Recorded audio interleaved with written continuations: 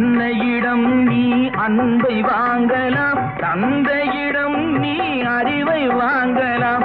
இரண்டும் இருந்தால் பேரை வாங்கலாம், பேரை வாங்கினால் ஊரை வாங்கலாம். நல்ல நல்ல பிள்ளைகளை நம்பி இந்த நாடே இருக்குது தம்பி.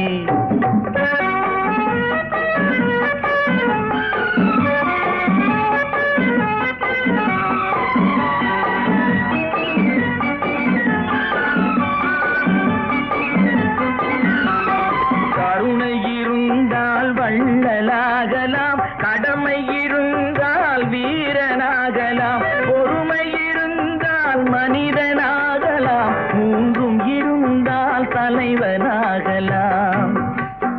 இந்த மூன்றும் இருந்தால் தலைவனாகலாம். நல்ல நல்ல பிள்ளைகளை நம்பி